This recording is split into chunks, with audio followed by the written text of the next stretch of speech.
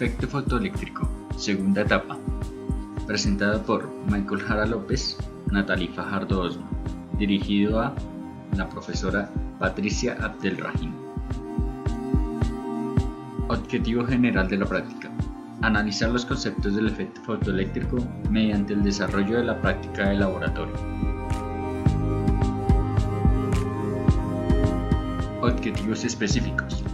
Comprobación del efecto fotoeléctrico, medición de la energía cinética, determinación de la constante de Planck, demostración de la independencia de la energía cinética de los electrones respecto a la intensidad de la luz.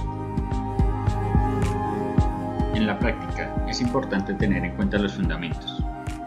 Dentro de ellos se considera que si se irradia luz de longitud de onda suficientemente corta, puede extraerse electrones de la superficie de determinados metales, a lo que se denomina efecto fotoeléctrico. Su energía dependerá solamente de la frecuencia de la luz incidente, pero no de su intensidad. Esta solo determina la cantidad de electrones extraídos. Este número contradice la física clásica y fue interpretado por primera vez en 1905 por Albert Einstein.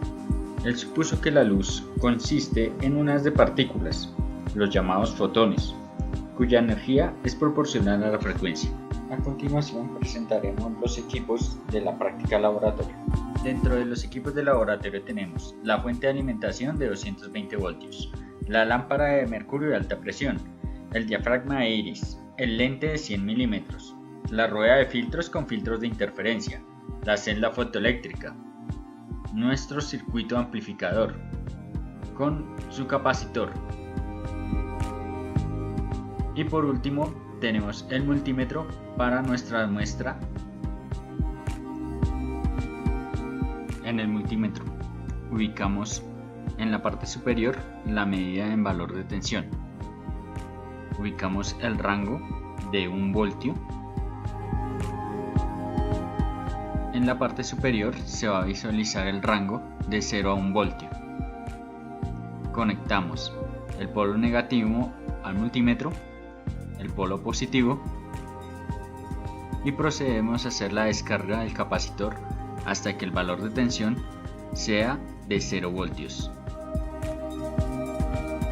Después de realizar la descarga del capacitor, procedemos a ubicar el filtro de interferencia en un valor de 578 nanómetros.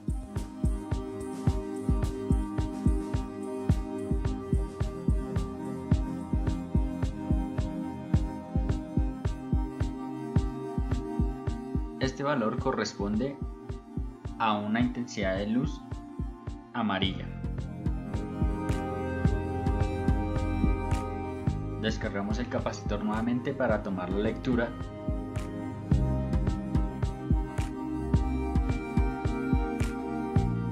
y tomamos el valor que nos arroja el multímetro.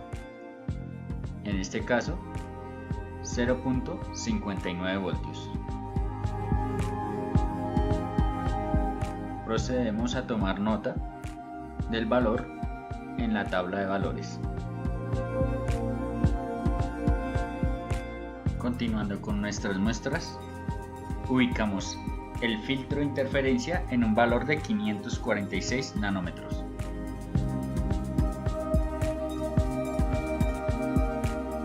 Este corresponde a una longitud de onda de color verde. Tomamos la lectura que nos arroja el multímetro. Descargamos el capacitor y esperamos hasta que el valor de tensión sea de 0. Tomamos la muestra para un valor de tensión de aproximadamente 0.7 voltios.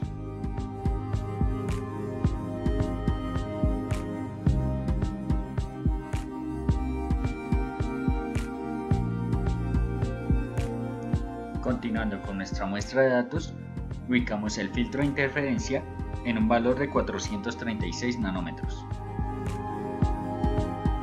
que corresponde a una onda de color azul. Tomamos el valor en la tabla de datos Nuevamente descargamos el capacitor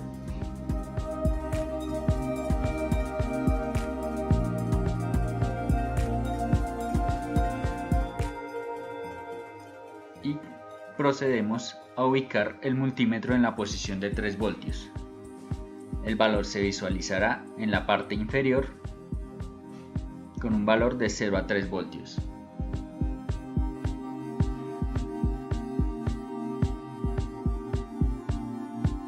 Esperemos unos segundos hasta que cargue el capacitor y tomamos el valor arrojado por el multímetro. En este caso será aproximadamente de un valor de 1.21 voltios. Tomamos nuestra muestra en la tabla de datos.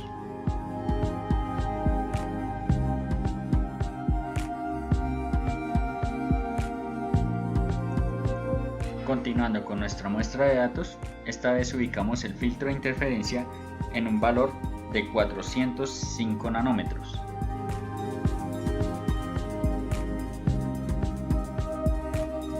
Que corresponden a una luz de color violeta. Anotamos este valor en nuestra tabla de datos y procedemos a tomar la lectura del multímetro. Primero descargamos el capacitor hasta que el valor de tensión sea de 0 voltios. Teniendo en cuenta la escala de 3 voltios y la media en el multímetro, tomamos el valor que nos arroja el voltímetro. Para este caso, esperamos hasta que se cargue el capacitor.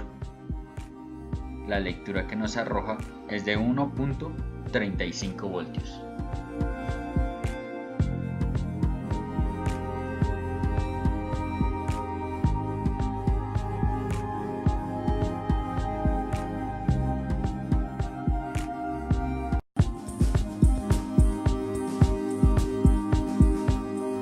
Análisis de resultados. Efecto fotoeléctrico.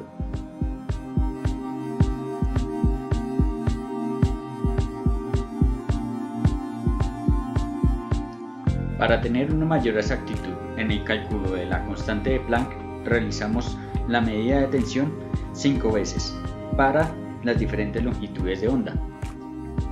Para el cálculo de la frecuencia, lo obtenemos de la división de la velocidad de la luz sobre la longitud de onda en nanómetros. En la tabla se muestran las diferentes frecuencias para cada una de las longitudes de onda.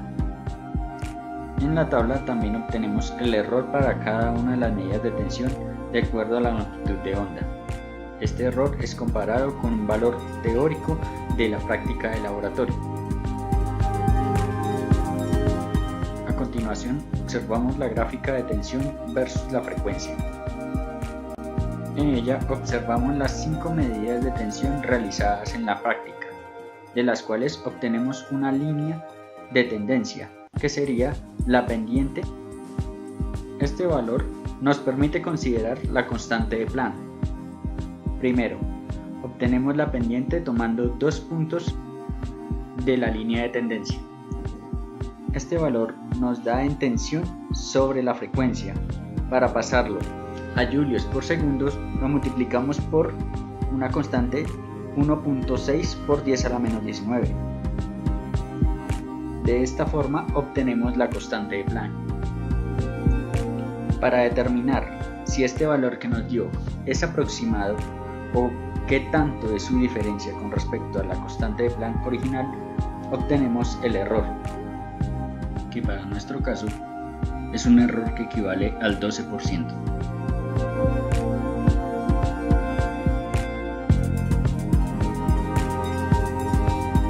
En esta tabla se muestran los datos obtenidos en nuestra determinación de la constante de Planck.